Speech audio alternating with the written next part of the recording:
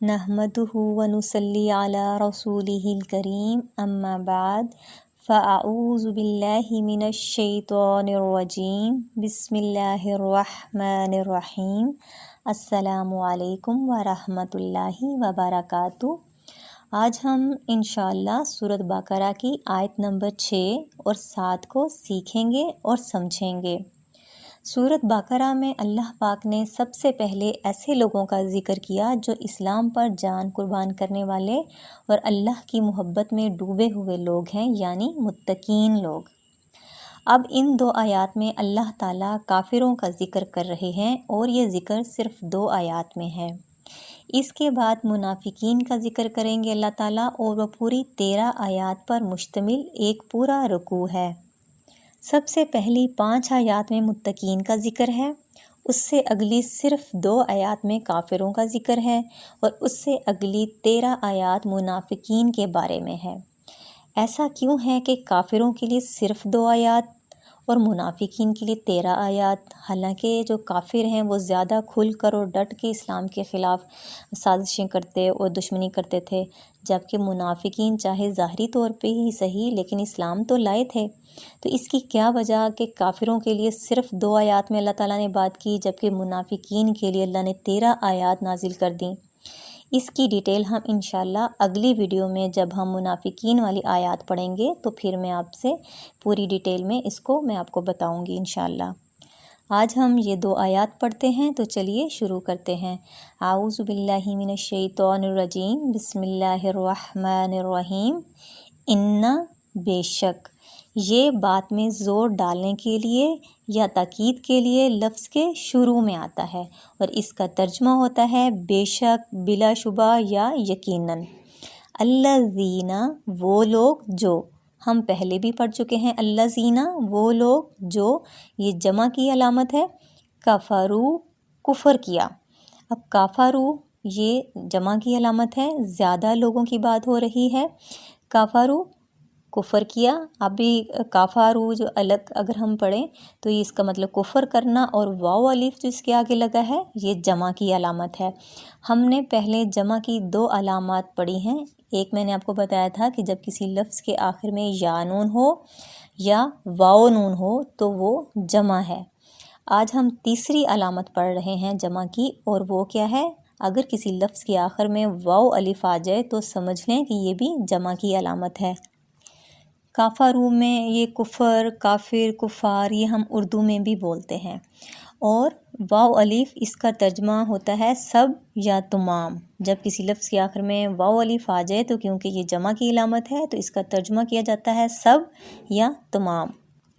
اب دیکھیں واو الف، واو نون اور یا نون، یہ آپ نے یاد رکھنا ہے، آپ کو اس سے بہت آسانی ہوگی کہ واو الف، واو نون اور یا نون یہ تینوں علامتیں ہمیشہ الفاظ کے آخر میں آتی ہیں اور یہ جمع مذکر کو ظاہر کرتی ہیں۔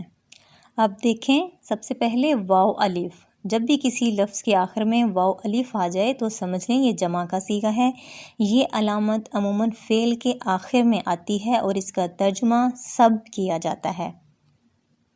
اب ہم اس کی اگزامپلز دیکھ لیتے ہیں، جیسے کہ آمانو، آمانو میں دیکھیں اینڈ میں واو الف آیا تو وہ سب ایمان لائے۔ اعلموا، تم سب جان لو۔ قالوا، ان سب نے کہا۔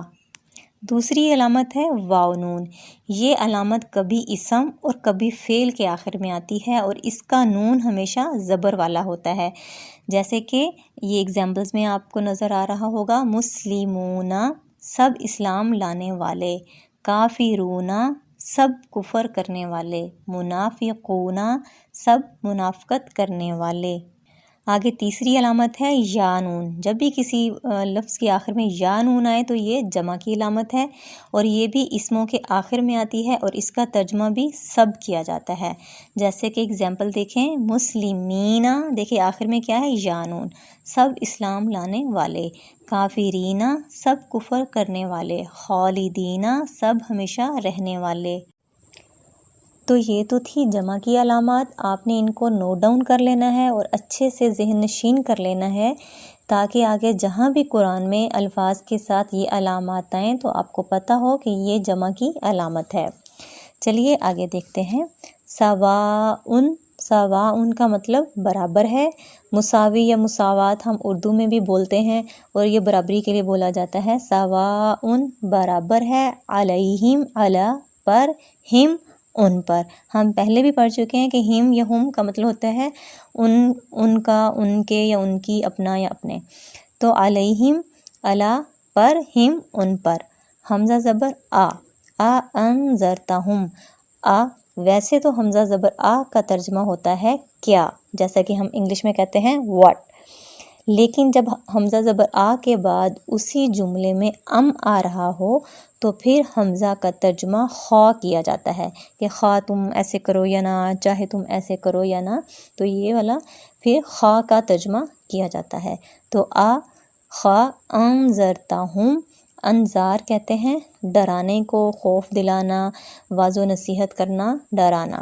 تو انذر ڈراؤ، تا زبر تا آ گیا، تا زبر تا کا مطلب ہوتا ہے تم، مذکر کے لیے یہ علامت یوز ہوتی ہے، تا زبر تا کا مطلب ہوتا ہے تم، مذکر۔ تو خواہ انذر ڈراؤ، تا زبر تا تم ڈراؤ، ہم انہیں، یا لم نہیں، لم کا مطلب ہوتا ہے نہ یا نہیں، کا مطلب ہوتا ہے یا لم نہ، تنذر ڈرائیں ہم انہیں۔ لا یؤمنون، لا مطلب جیسے میں نے بتایا کہ لا ہم اردو میں بھی یوز کرتے ہیں، لا یعنی لا علم، لا تعداد، لا علاج وغیرہ، تو لا مطلب نہیں، یؤمنون وہ ایمان لائیں گے۔ امن، ایمان، مومن، یہ بھی ہم اردو میں استعمال کرتے ہیں، شروع میں جو یا پہ یو ہے اس کا مطلب ہے وہ، اور آخر میں جو واو نون ہے یہ جمع کی علامت ہے، مطلب زیادہ لوگوں کی بات ہو رہی ہے، تو لا یؤمنون وہ سب ایمان نہیں لائیں گے۔ ان الذین، بے شک وہ لوگ جنہوں نے کفروا کفر کیا، سواء برابر ہے، علیہم ان پر، انذرتہم خواہ آپ انہیں ڈرائیں، یا لم نہ تنذرہم آپ ڈرائیں انہیں، لا یؤمنون وہ نہیں ایمان لائیں گے۔ ان آیات میں اللہ تعالیٰ نے آپ صلی اللہ علیہ وآلہ وسلم کو خبر دی ہے کہ آپ ان کافروں کو ڈرائیں یا نہ ڈرائیں۔ یہ اپنی سرکشی اور گناہوں میں اس قدر غرق ہو چکے ہیں، اللہ کی نافرمانی میں اس قدر آگے بڑھ چکے ہیں کہ ان کے اندر حق کو سمجھنے اور اس کو قبول کرنے کی استعداد ہی ختم ہو چکی ہے، اس لیے آپ کی نصیحت کا ان کے دلوں پر کوئی اثر نہیں ہو سکتا۔ کیوں نہیں ہو سکتا ان پر اثر؟ یہ کیوں ابھی ایمان نہیں لا سکتے؟ اس کی وجہ اللہ تعالیٰ اگلی آیت میں بتا رہے ہیں۔ خاتم اللہ، خاتم کہتے ہیں مہر کو، اللہ اللہ، اللہ نے مہر لگا دی۔ ہم اردو میں کہتے ہیں خاتم النبیین، مطلب نبیوں کے سلسلے پر مہر لگ گئی ہے، نبوت کا سلسلہ آپ صلی اللہ علیہ وسلم پر ختم ہو چکا ہے۔ ختم کا ورڈ ہم اردو میں بھی بولتے ہیں نا کہ ختم، اب کوئی نبی نہیں آئے گا، ختم نبوت بھی ہم اردو میں کہتے ہیں، تو اس سے آپ کو یہ لفظ یاد رکھنے میں آسانی ہوگی کہ ختم کا مطلب ہوتا ہے مہر۔ تو ختمہ مہر لگا دی ہے اللہ، اللہ نے، علی پر، قلوب، قلوب دیکھیں قلب کی جمع ہے، قلب ہم اردو میں استعمال کرتے ہیں اور قلب کہتے ہیں دل کو، اور قلوب قلب کی جمع ہے، تو علی پر، قلوب دلوں پر، ہم ان کے، بار بار آ رہا ہے ہم یا ہم، تو اس کا مطلب کیا ہوتا ہے؟ یہ جمع کے لیے ہے، ان کے یا ان کی یا ان کا، تو علی پر، قلوبہم ان کے دلوں پر، اور علی مطلب پر، یہ حرف جار ہم پڑھ چکے ہیں پہلے، علی اور پر، سمعہم ان کی سماعت پر یا ان کے کانوں پر۔ سمع کہتے ہیں سماعت، سمع اور سماعت یہ ہم اردو میں استعمال کرتے ہیں، تو سماعت کہتے ہیں سننے کی قوت کو۔ علی اور پر، ابصارہم بصر کی، بصرہ کی جمع ہے یا بصر کی جمع ہے ابصار، ابصار بھی ہم بصارت اردو میں لفظ استعمال کرتے ہیں، اور یہ دیکھنے کی جو قوت ہوتی ہے اس کو کہتے ہیں، اور اس سے مراد ہیں آنکھیں، ٹھیک ہے۔ سمعہم، سماعت بھی کان کو نہیں کہتے، سننے کی قوت کو سماعت کہتے ہیں، لیکن اس سے مراد یہاں کان ہے۔ اسی طرح ابصار یہاں آنکھوں کو نہیں کہتے، آنکھوں کی دیکھنے کی جو ایک قوت ہوتی ہے اس کو بصارت کہتے ہیں، تو اس سے مراد یہاں پہ کیا ہے؟ آنکھیں۔ وعلی اور پر، ابصارہم ان کی آنکھوں پر، غشاوۃ پردہ ہے۔ اب دیکھیں جیسے کچھ لوگوں کو مرگی وغیرہ کے دورے پڑتے ہیں تو لوگ کہتے ہیں کہ اس پر غشی طاری ہو گئی ہے، یا ویسے ہی کوئی بے ہوش ہو رہا ہو تو کیا کہتے ہیں، اس پہ غشی طاری ہو گئی۔ غشی مطلب ان کے دماغ پر پردہ پڑ گیا ہے، دماغ ان کا بھی کام نہیں کر رہا، جس کی وجہ سے وہ انسان بے ہوش ہو جاتا ہے۔ تو یہاں اللہ تعالیٰ فرما رہے ہیں کہ وَعَلَىٰ أَبْصَارِهِمْ، ان کی آنکھوں پر غشاوۃ پردہ ہے، اور لہم ان کے لیے عذاب عذاب ہے، عظیم بہت بڑا۔ مطلب اور، لا یلی مطلب ان کے لیے، اور ہم ان کے لیے۔ عذاب ہم اردو میں بھی استعمال کرتے ہیں اور عظیم بھی ہم اردو میں بولتے ہیں، ہم کہتے ہیں کہ وہ بہت عظیم انسان ہے۔ ایک دفعہ اس کو ریپیٹ کر لیتے ہیں۔ ختم اللہ، مہر لگا دی اللہ نے، علی پر، قلوبہم ان کے دلوں پر، وعلی اور سمعہم اور ان کی سماعت پر، ان کے کانوں پر، وعلی ابصارہم اور ان کی آنکھوں پر، غشاوۃ پردہ ہے، ولہم اور ان کے لیے عذاب عذاب ہے، عظیم بہت بڑا۔ ایک بار میں پھر سے ریپیٹ کر دیتی ہوں یہ آیات تاکہ آپ کو اچھے سے ذہن نشین ہو جائے۔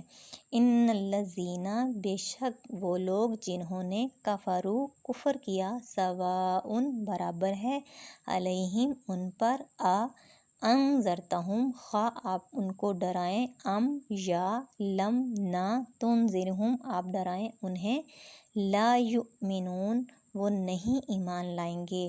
ختم اللہ، مہر لگا دی اللہ نے، علی پر، قلوبہم ان کے دلوں پر، اور علی پر، سمعہم ان کے کانوں پر، اور علی پر، ابصارہم ان کی آنکھوں پر، غشاوۃ پردہ ہے، ولہم اور ان کے لیے عذاب عذاب ہے، عظیم بہت بڑا۔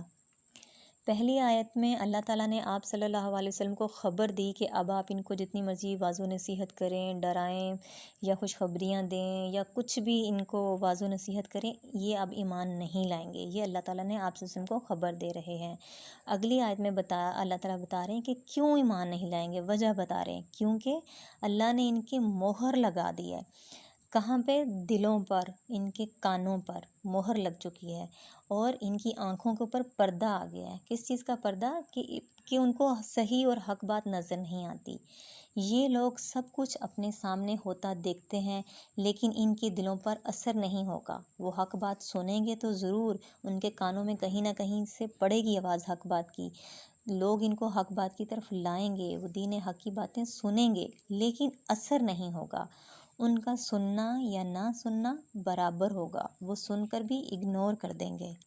اور ان کی آنکھوں پر بھی پردہ ہے، مطلب کہ وہ اپنی آنکھوں کے سامنے دین حق کے سب کام ہوتے دیکھتے ہیں، ان کو نظر تو سب آتا ہے کہ کیا حق ہے، کیا باطل، سچ کیا ہے، جھوٹ کیا ہے، لیکن کیونکہ ان کی آنکھوں پر سرکشی کا اور ہٹ درمی کا پردہ پڑا ہوا ہوتا ہے، تو وہ سب کچھ دیکھ کر بھی اندیکھا کر دیتے ہیں، حق کا انکار کرتے ہیں، حق کا کفر کہتے ہیں، اور کفر کا مطلب ہی انکار کرنا ہوتا ہے۔ یہ اللہ کی طرف سے ان کے لیے دنیا میں ہی سزا ہوتی ہے کہ ان کو ہدایت نہیں ملتی، ان سے ہدایت چھین لی جاتی ہے، اس لیے ان پر کسی بات کا اثر نہیں ہوتا، اور آخرت میں بھی ان کے لیے بہت بڑا عذاب ہوگا۔ ہمیں بھی اپنا جائزہ لینا چاہیے کہ کہیں ہمارے ساتھ ایسا تو نہیں کہ ہمارے سامنے دن رات اللہ کی آیات پڑھی جا رہی ہوں، دن رات اللہ کے احکامات اور اس کی آیات سنائی جا رہی ہوں، اور ہم ان کو سن کر انسنا کر دیں، دیکھ کر اندیکھا کر دیں، اور ہمارے دلوں پر اثر ہی نہ ہو۔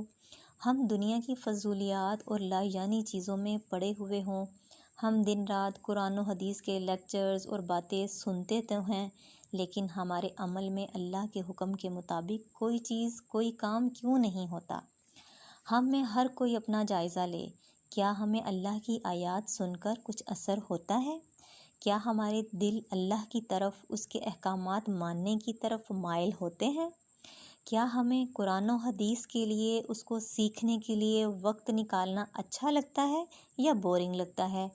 کیا مجھے شوق ہے کہ میں اللہ کے قرآن کو سیکھوں، سمجھوں، حدیث کو سیکھوں، اور میں اسپیشل اپنی روزمرہ زندگی کی روٹین میں سے اللہ کے احکامات سیکھنے کے لیے ٹائم نکالوں؟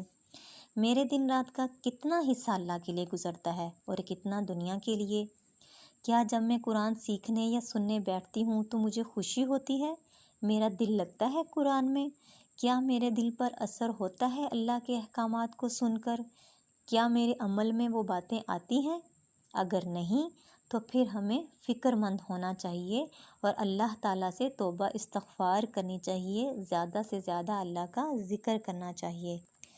زیادہ ذکر کرنے سے اور استغفار کرنے سے کیا ہوتا ہے؟ دل نرم ہوتے ہیں، اور اللہ سے ہمیں اپنے لیے ہدایت مانگنی چاہیے۔ اور جب آپ لوگ دیکھو، محسوس کرو کہ اللہ کے احکامات کو سیکھنے، قرآن کو سیکھنے سمجھنے اور قرآن کو سننے میں آپ کا دل لگنے لگا ہے، قرآن سیکھنا سمجھنا عمل کرنا آپ کو اچھا لگنے لگا ہے، تو بس آپ سمجھ لیجئے کہ اللہ کو آپ سے محبت ہو گئی ہے۔ ہر کوئی خود اپنا جائزہ لے۔ ہمیں خود سب سے زیادہ پتہ ہوتا ہے کہ جب ہم اللہ کے قرآن اور اللہ کے ذکر کی طرف آتے ہیں تو ہمیں بورنگ لگتا ہے، بیٹھنا مشکل لگتا ہے یا اچھا لگتا ہے۔ آج سے آپ نے اپنے اپنے دلوں کا خود جائزہ لینا ہے اور اس کے بعد پھر اپنا عمل بدل لینا ہے، ورنہ دنیا میں تو سزا کے طور پر اللہ ہدایت چھین ہی لیتے ہیں، ہماری آنکھوں، کانوں اور دلوں پر مہر لگ جاتی ہے، پھر ہمیں کچھ اچھا اور صالحہ کام اور نیکی اور حق کی بات اچھی نہیں لگتی، نہ ہم ٹائم نکالتے ہیں، تو آخرت کے لیے ہم ایک بہت بڑے اور دردناک عذاب کو مول لے لیتے ہیں اپنے لیے۔ اب دیکھیں کہ اکثر لوگ ہوتے ہیں کہ ان کو کوئی بھی ہم بات بتاتے ہیں، ہم قرآن کی دعوت دیتے ہیں، ہم قرآن کی طرف ان کو انوائٹ کرتے ہیں، تو وہ سنی انسنی کر دیتے ہیں، دیکھ کے بھی اندیکھا کر دیتے ہیں اور اگنور کرتے ہیں۔ استغفر اللہ، ذرا ان کے دل میں خوف نہیں آتا ایز اے مسلم بھی، جب ہمیں حق بات بتائی جا رہی ہوتی ہے یا اللہ کی کوئی آیتیں پڑھ کر سنائی جا رہی ہوتی ہیں تو ہم اسے بالکل اگنور کر دیتے ہیں۔ ہم بھی تو کرتے ہیں، کافر اور منافق ہی نہیں، ایز اے مسلم آپ دیکھیں کہ کتنے لاتعداد اللہ کے ایسے حکم ہیں جن کی کھلم کھلا نافرمانی آج کل مسلمان کر رہے ہیں۔ اللہ کا حکم ہے جیسے کہ نماز پڑھیں، کتنے مسلمان ہیں وہ مسلمان تو ہیں لیکن وہ اللہ کے اس حکم کو اگنور کر کے وہ بالکل نماز نہیں پڑھتے۔ اللہ کا حکم ہے مسلمان عورت کو کہ وہ پردہ کرے، اپنا چہرہ اپنا سر ڈھانپے، لیکن آپ دیکھتے ہیں کہ کتنی مسلمان عورتیں ہیں جو کہ اس حکم پر عمل کرتی ہیں۔ ہمیں جو حکم آسان لگتا ہے، جس پر عمل کرنا آسان لگتا ہے، ہم اس کو تو اپنا لیتے ہیں، اور جس میں ہمیں تھوڑی سی بھی مشکل آتی ہے، ہماری روزمرہ کی جو ماڈرن لائف، جو ہماری پسند کی انجوائمنٹ جو بھی ہے، ہمیں اگر اس میں تھوڑی سی بھی کوئی رکاوٹ نظر آتی ہے تو اس عمل کو ہم چھوڑ دیتے ہیں۔ تو اللہ تعالیٰ کو ایسا مسلمان بالکل بھی نہیں چاہیے کہ کچھ چیزوں پہ عمل کر دے اور کچھ پہ چھوڑ دے، جو جہاں آسانی ہو وہ اپنا لے اور جہاں تھوڑا مشکل لگے وہاں چھوڑ دے۔ اللہ تعالیٰ فرماتے ہیں کہ پورے کے پورے اسلام میں داخل ہو جائیں، اور اللہ کی ایک آیت کا انکار بھی ساری آیات کا انکار ہے۔ ایسا نہیں ہے کہ ہم سمجھیں کہ کوئی بات نہیں، ہم قرآن کی کچھ آیات پر تو عمل کر ہی رہے ہیں، نہیں، ایسا نہیں ہے کہ کچھ پہ کر لیا اور کچھ کو چھوڑ دیا۔ قرآن کی ایک آیت کا انکار بھی، اور وہ انکار ہم کیسے کرتے ہیں؟ کافر تو کھل کے منہ سے انکار کرتے ہیں نا، لیکن ہم مسلمان کیا کرتے ہیں؟ ہم منہ سے تو انکار نہیں کرتے اللہ کی آیات کا اور اللہ کے احکامات کا، ہم اپنے عمل سے انکار کر رہے ہوتے ہیں۔ جیسے اگر اللہ کا حکم ہے کہ چوری نہیں کریں، سود نہیں کھائیں، تو ہم اپنے عمل سے وہ پورا وہ چیزیں کر رہے ہوتے ہیں، منہ سے تو نہیں ہم کہتے کہ نہیں ہم نے اللہ کی بات نہیں مانی۔